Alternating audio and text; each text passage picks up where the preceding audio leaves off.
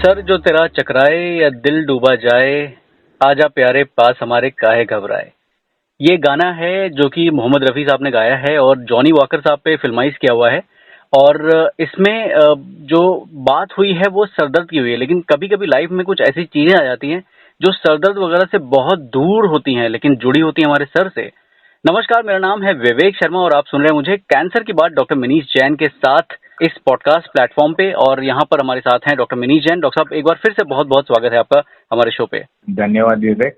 Sir, ये जो गाना है बड़ा ही नॉस्टैल्जिक है बिकॉज बचपन में मैंने काफी सुना था। एंड क्योंकि हम कैंसर की बात करते हैं तो आज मैं आपसे ये जानना चाहूंगा कि ये हेड एंड नेक कैंसर क्या होता है। इसके बारे में हमें थोड़ा सा विस्तार में बताइए कि ये क्या होता है और किसको कहते हैं हेड एंड नेक कैंसर, और क्या मतलब ये सर में होता है या कहाँ कहाँ होता है।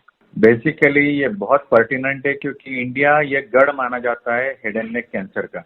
यदि आप पूरे दुनिया के केसेस देखोगे 2018 में करीब 8.5 लाख केसेस थी, उसमें इंडिया जो कंट्रीब्यूट करता है, हम हाईएस्ट है दुनिया के फेरेंजियल कैंसर में, हम हाईएस्ट है टंग कैंसर में, हम हाईएस्ट है बहुत सारे हेड एंड नेक कैंसर्स में।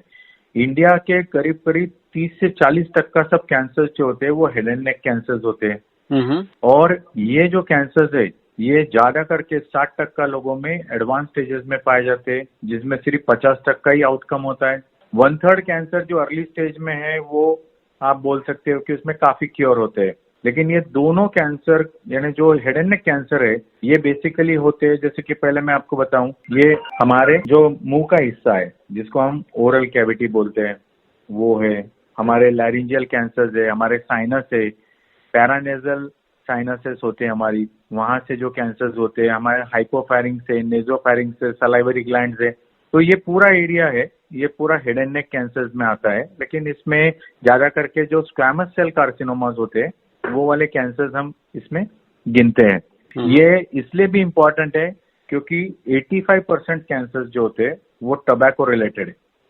और टबैको हमारे यहाँ का जो स्टाइल है च्यूइंग टबैको का या मुंह में गुटखा पकड़ के रखने का या खैनी पकड़ के रखने का, यह एक टिपिकल इंडियन ओरल कैंसर उसकी टर्मिनोलॉजी बोल सकते हो। ये दुनिया में और कहीं ज्यादा नहीं होता है। कुछ दूसरी कंट्रीज है जहाँ के पेशेंट्स हम देखते हैं जैसे मिडिल ईस्ट के, लेकिन ज्यादा करके ये इंडियन कैंसर है। प्लस इसके अंदर अल्कोहल यदि आप कंज्यूम कर रहे हैं तो उससे रिस्क बढ़ रही है।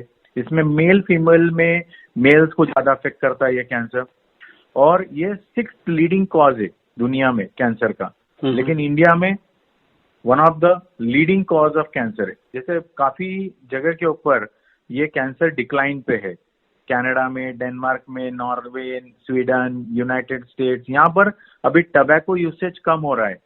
वहां पर टोबैको रिलेटेड कैंसर्स बहुत कम हो रहे हैं, लेकिन वहां थोड़ा वायरस रिलेटेड कैंसर्स बढ़ रहे हैं जो कि ह्यूमन पैपिलोमा वायरस से रिलेटेड होते हैं।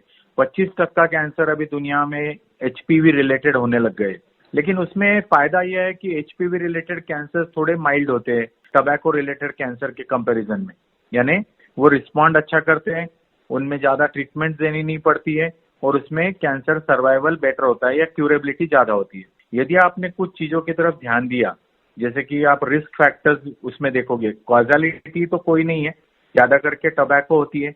लेकिन दूसरा जो रीजन मैंने बताया कि सेकेंड हैंड स्मोक है, फिर तीसरा रीजन कारण है इसका अल्कोहल, चौथा है ह्यूमन पैपिलोमा वायरस, पांचवा है इप्स्टीन बार वायरस जो नेजोफेरिंजियल कैंसर्स में होता है, फिर मेल्स में ज्यादा होता है, 40 की उम्र के आगे होता है, यानी हमारे इंडियन पॉपुलेशन में 55 एवरेज है, लेकिन बॉम्बे पॉपुलेशन में 45 से 50 का एवरेज है। एनवायरमेंटल जो पोल्यूटेंट्स है जैसे एस्बेस्टॉस है, वुडन डस्ट है, पेंट फ्यूम्स है, केमिकल्स के साथ जो काम करते हैं, जो गांजा या ऐसी चीजें स्मोक करते हैं, जो विटामिन ए बी से डेफिशिएंट है, जिनके रिफ्लक्स बहुत हो रहे हैं, एसिड जो हमारी मिर्ची खाते हैं बहुत एसिड ऊपर आता है, ये भी एक कारण होता है हेड एंड नेक कैंसर का।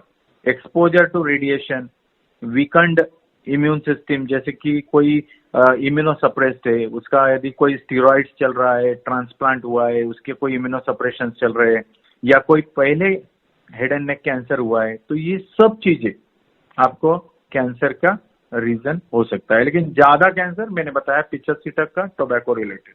ओके, अच्छा डॉक्टर साहब, ये जैसे आपने बताया कि ये ऑर्गन्स होते हैं जो हेड एंड नेक कैंसर में इन्वॉल्व होते हैं, तो इनके साइन एंड सिम्टम्स क्या होते हैं? क्या मतलब बाकी कैंसर की तरह ये भी लेट स्टेज में डायग्नोस होते हैं? क्या साइन एंड सिम्टम्स होते हैं और क्या उनका onset of I would say occurrence होता है?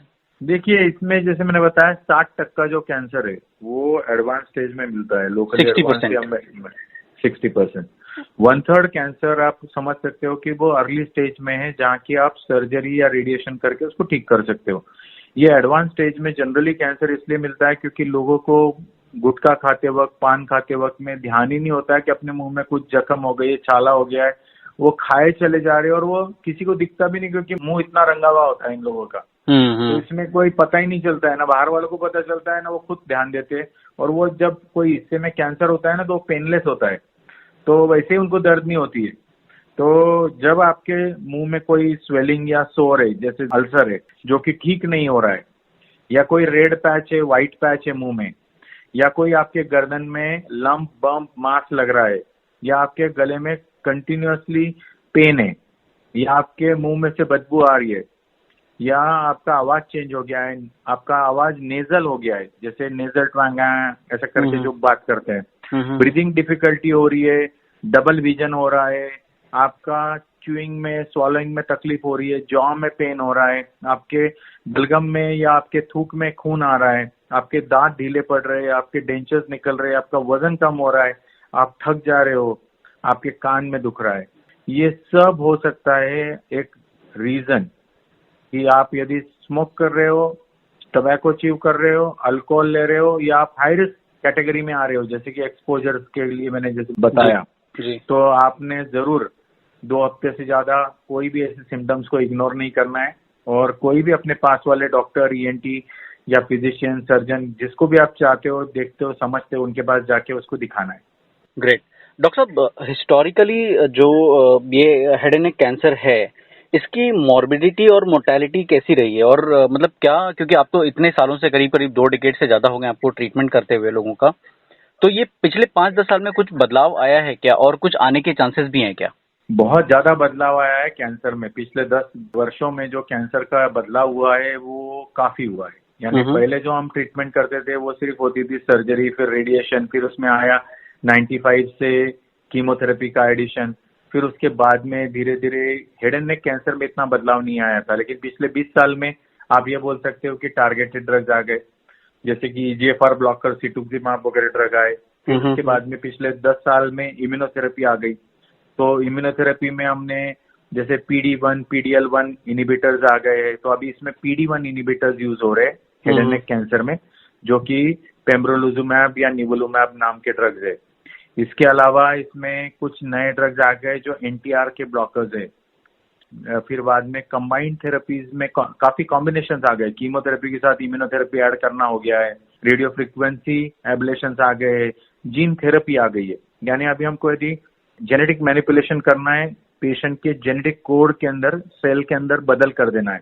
और ये वाली ट्रीटमेंट्स जो होती है CAR T सेल्स वगैरह, ये काफी हद तक प्रभावी ट्रीटमेंट्स में आती है जो जीन थेरेपीज कहलाती है। फोटोडायनेमिक थेरेपीज आ गई है। अभी हम ऐसे सब्सटेंस जो लाइट सेंसिटिव होते हैं उनको बॉडी में या ट्यूमर में इंजेक्ट कर देते हैं, और उसके बाद में हम लेजर से उस पर एक लाइट डालते हैं जो कि वो ओनली वो सेल्स के अंदर फोटोडायनेमिकली एक्टिव हो जाता है वो ड्रग, और उसके कारण वो वहां पर उतने ही एरिया में उसको खत्म करता है।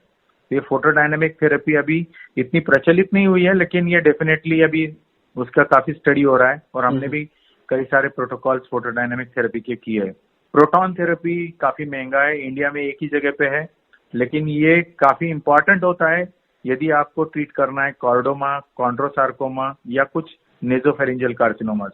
अभी फिलहाल इसकी कीमत बहुत ज्यादा है, करीब 10 गुना, यानी ये करीब 25 से 30 लाख रुपए के रेंज में जाती है। थेरेपीज में काफी कॉम्बिनेशन आ गए, कीमोथेरेपी के साथ इम्यूनोथेरेपी ऐड करना हो गया है, रेडियो फ्रिक्वेंसी एब्लेशन आ गए, जीन थेरेपी आ गई है। यानी अभी हमको यदि जेनेटिक मैनिपुलेशन करना है, पेशेंट के जेनेटिक कोड के अंदर, सेल के अंदर बदल कर देना है। और ये वाली ट्रीटमेंट्स जो होती है CAR T सेल्स वगैरह, ये काफी हद तक प्रभावी ट्रीटमेंट्स में आती है जो जीन थेरेपीज कहलाती है। फोटोडायनेमिक थेरेपीज आ गई है। अभी हम ऐसे सब्सटेंस जो लाइट सेंसिटिव होते हैं उनको बॉडी में या ट्यूमर में इंजेक्ट कर देते हैं, और उसके बाद में हम लेजर से उसपे एक लाइट डालते हैं जो कि वो ओनली वो सेल्स के अंदर फोटोडायनेमिकली एक्टिव हो जाता है वो ड्रग, और उसके कारण वो वहां पर उतने ही एरिया में उसको खत्म करता है। ये फोटोडायनेमिक थेरेपी अभी इतनी प्रचलित नहीं हुई है, लेकिन ये डेफिनेटली अभी उसका काफी स्टडी हो रहा है और हमने भी कई सारे प्रोटोकॉल्स फोटोडायनेमिक थेरेपी के किए हैं। इसके अलावा जो बहुत इंपॉर्टेंट रिसर्च हुई है, जैसे मैंने बताया एचपीवी वायरस, जहाँ टोबैको का डिक्लाइन हुआ वहाँ पता चला कि एचपीवी वायरस 25% लोगों में कैंसर क्रिएट कर रहा है। तो एचपीवी वैक्सीन हम लोग यूज कर रहे हैं सर्वाइकल कैंसर प्रिवेंशन के लिए। ये इंटरनेशनली एचपीवी वायरस यूज हो रहा है cervical, vaginal, vulvar, anal cancer prevention, especially poor hygiene, even if you are not chewing tobacco, और आपका यदि ओरल हाइजीन या आपका सोशल हाइजीन बुरा है तो भी आप वायरस से ग्रस्त हो सकते हो, और एचपीवी और ईबीवी वायरस आपके एक कारण हो सकते हैं कि जो आपके शरीर को डैमेज कर दे। तो इस तरह से, और जो एक बहुत महत्वपूर्ण बात आई है ट्रीटमेंट में पिछले दशक में, कि कैंसर को सिर्फ आप एक एंगल से, ट्रीटमेंट के एंगल से मत देखो, आप उसका बाकी angle, social angle, economic angle, financial angle, ऐसे कई सारे एंगल से ट्रीट करना भी एक बहुत बड़ा सपोर्ट होता है। तो वो सारी चीजें हमारे सेंटर्स में देखी जाती है और उसके लिए इसको बहुत इम्पोर्टेंस दिया गया है। इस तरह से पूरा एक होलसम ट्रीटमेंट करना या पूरी तरह से पेशेंट का ध्यान रखना। अमेजिंग, बड़ी खूब बातें बताई डॉक्टर साहब आपने। और मुझे एक वसीम बरेलवी साहब का एक शेर याद आ गया, बड़ा एप्ट है एक्चुअली इस सिचुएशन पे। उन्होंने लिखा है कुछ ऐसा कि घर सजाने का तसव्वुर तो बहुत बात का है, घर सजाने का तसव्वुर तो बहुत बात का है, पहले ये तो तय हो कि घर को बचाएं कैसे। क्योंकि जैसे आपने थैंक यू, जैसे आपने बताया कि काफी प्रिवेंटेबल है अगर हम टोबैको, स्मोकिंग या वैक्सीनेशन अगर हम ये करें तो मतलब ये तो घर बचाने वाली बात है। पहले घर बचाओ तो भाई सजा तो बाद में लेना। डॉक्टर साहब बड़ी खूबसूरती से बड़ी बेहतरीन इन्फॉर्मेशन आपने दी है जो कि कम समय में ज्यादा समझने लायक है। एंड हम उम्मीद करेंगे कि अगले एपिसोड में हम बात करेंगे ट्रीटमेंट की थोड़ा और डिटेल में। एंड अगर आप हमें सुन रहे हैं कैंसर की बात डॉक्टर मनीष जैन के साथ पे, तो आप हमें कांटेक्ट कर सकते हैं अगर आपके दिल में कोई शक है या कुछ आप गाइडेंस लेना चाहते हैं, मार्गदर्शन लेना चाहते हैं डॉक्टर मनीष जैन से, जो कि अवेलेबल हैं पूरी दुनिया के लिए। बहुत आसान है इन तक पहुंचना, आपको सिर्फ उंगलियों को थोड़ी तकलीफ देनी है। इनको एक ईमेल टाइप करना है manishjain009@gmail.com पे, यानी कि MINISHJAIN009@gmail.com, एंड डॉक्टर साहब will be more than happy to address your queries and support you. हम फिर मिलेंगे आपसे। Till then take care, bye bye, जय हिंद।